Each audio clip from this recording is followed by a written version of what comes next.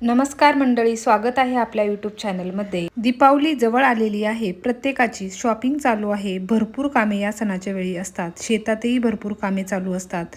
मुलांच्या परीक्षाही याच काळात असतात। परंतु आपल्याला लक्ष्मी पूजनासाठी दिवाळीचे फराळ तर करावेच लागते। त्यामुळे वेळात वेळ काढून ही सर्व कामे करावी लागतात। तर मंडळी, आज आपण 1 किलोच्या अचूक प्रमाणात चकलीची भाजणी रेसिपी पाहणार आहोत। त्यामुळे व्हिडिओ शेवटपर्यंत पहा आणि अजून माझ्या चॅनलवर नवीन असाल तर प्लीज चॅनलला सबस्क्राईब करा। चला तर मग लगेच रेसिपीला सुरुवात करूया। अर्धा किलो रेशनचे तांदूळ स्वच्छ पाण्याने धुवून 1-2 तास उन्हामध्ये किंवा फॅनच्या हवेला आपल्याला हे सुकून घ्यायचे आहे।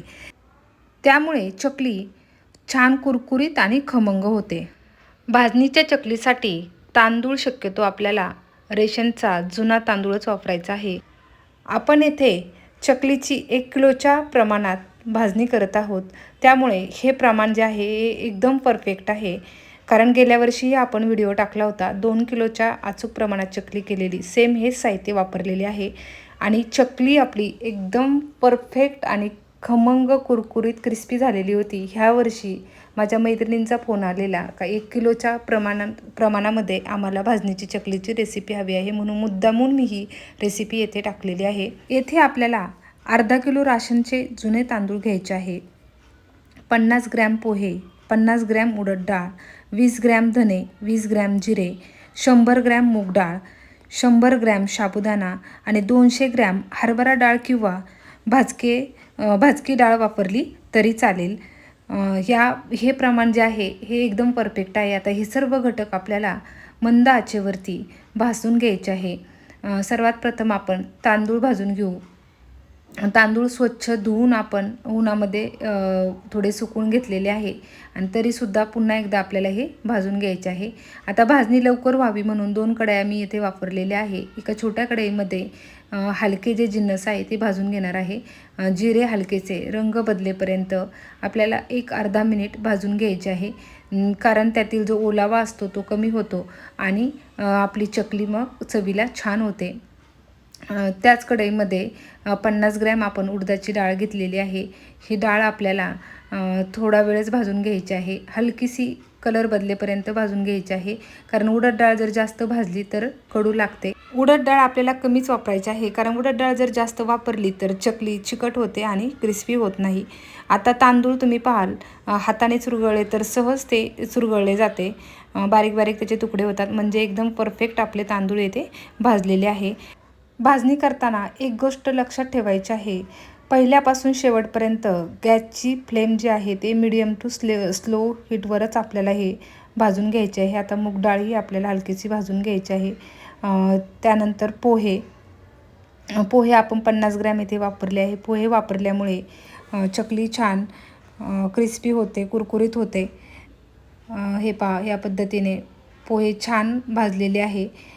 त्यानंतर मूग डाळही भाजायला थोडा वेळ लागतो, तीही पण मंद गॅसवरच भाजायची आहे।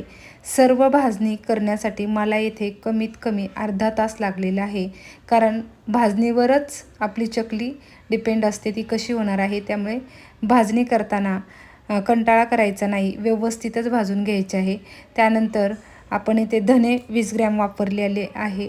धना पावडरऐवजी तुम्ही धनेच वापरायचे आहे, कारण अख्ख्या धन्याचा सुगंध काही वेगळाच असतो। धना पावडर घरची जर असेल तर नक्की वापरू शकता, परंतु दुकानातली धना पावडर आपल्याला वापरायची नाही, ते अख्खे धनेच आपल्याला इथे वापरायचे आहे।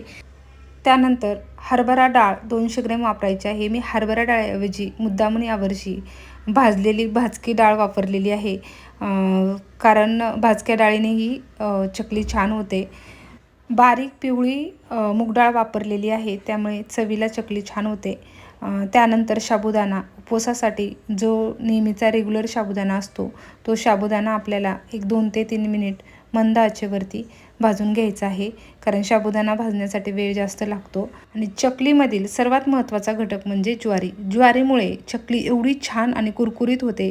गेल्या वर्षीपासून मी ही ज्वारी वापरायला लागले, याआधी मी ज्वारीचा वापर करत नव्हते आणि खरंच ज्वारी टाकल्यामुळे चकली खूप छान होते। ही आपल्याला 5 मिनिट छान भाजून घ्यायची आहे। हे तांदूळ आपले या पद्धतीने छान हातावरती सहज चुरगळले जाते, म्हणजे आपले तांदूळ येते एकदम परफेक्ट भाजलेले आहे।